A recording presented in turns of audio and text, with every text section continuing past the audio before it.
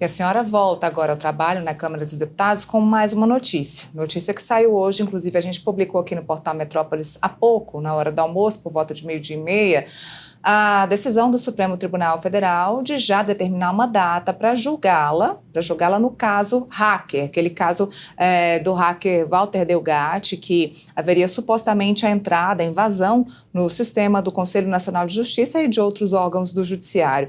Como é que a senhora recebeu essa notícia? A data está marcada para 9 de maio, já está aí. Como é que a senhora recebe essa notícia de mais um julgamento pela Suprema Corte? O primeiro que vem à cabeça nossa, que ofensiva, né? De todos os lugares, a todos os momentos e por todos os motivos. Eu tenho outros processos, é capaz que eles tentem desenterrar outros processos também, como, por exemplo, indiciamento da CPI, né? Tentaram me indiciar, uma coisa que eu não tinha nada a ver com o assunto, eu fui a única parlamentar indiciada na CPI da Covid. Então, a gente percebe que a ofensiva está grande. Mas, assim, todas as vezes que enfrentei esse tipo de coisa, sempre enfrento com o coração tranquilo, em primeiro lugar. Segundo, com bastante apoio em Deus. Eu acho que nada acontece nesse mundo sem a aprovação dele ou sem o consentimento dele. Se existe isso, existe um propósito. E eu tento enxergar mais o propósito no fundo de tudo isso. Eu gostaria de lembrar com vocês aqui o cronograma um pouco do que aconteceu, né? Eu tive uma reunião com o hacker antes das eleições de 2022 com o presidente Bolsonaro. A gente precisava entender um pouco como é que funcionavam as urnas eletrônicas, como é que a gente poderia evitar uma fraude, uma possível fraude, e a gente conversou com ele como é que seria isso, de uma forma institucional. Então ele foi até o Ministério da Defesa dizer que o ideal seria a gente pegar pelo menos 600 urnas espalhadas por todo o Brasil e fazer um teste cego. O que é o teste cego? É você chegar na hora da votação e tentar escolher 600 urnas aleatoriamente e essas urnas serem afastadas da votação, né? Passa-se uma sessão junto com outra, essa urna fica afastada e faz-se um teste lá, 100 votos para cada candidato e vê se os 100 votos são computados. Essa foi a informação que o Delgatti nos passou, que para evitar uma fraude, essa seria a melhor forma.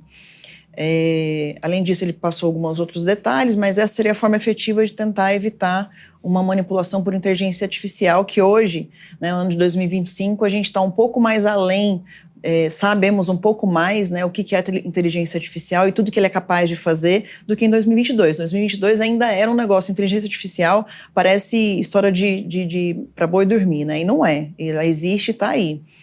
Então, enfim, a gente fez isso, ele tentou orientar o Ministério da Defesa, a Defesa optou por não seguir a orientação, ao invés de fazer o teste cego, eles avisaram com 2 dias de antecedência o TSE quais seriam as urnas a serem auditadas. Então não foi um teste cego de verdade e ali acabou minha relação com ele em relação ao presidente Bolsonaro e em relação à urna. Depois, mais tarde, eu cheguei a contratá-lo para tentar migrar os dados do meu site junto com as redes sociais para eu poder pelo menos ter acesso aos meus eleitores via site, porque eu tinha perdido acesso às redes sociais, eles tinham tirado todas as minhas redes logo depois do segundo turno. E isso só aconteceu, essa invasão ao CNJ, em janeiro de 2023. Ou seja, não tem nenhuma relação com a época que eu tinha contato com ele. Mas eles querem me culpar por uma invasão que ele fez, confessou, inclusive trocou o depoimento dele 3 vezes na Polícia Federal. A Polícia Federal chamou ele de mentiroso contumaz. E ele está me acusando de ser a mandante disso, apesar de a Procuradoria, a Polícia Federal e ninguém ter oferecido qualquer tipo de prova que eu tenha sido a mandante nisso. É minha palavra contra dele. A senhora se surpreendeu com a velocidade que marcaram a data desse julgamento?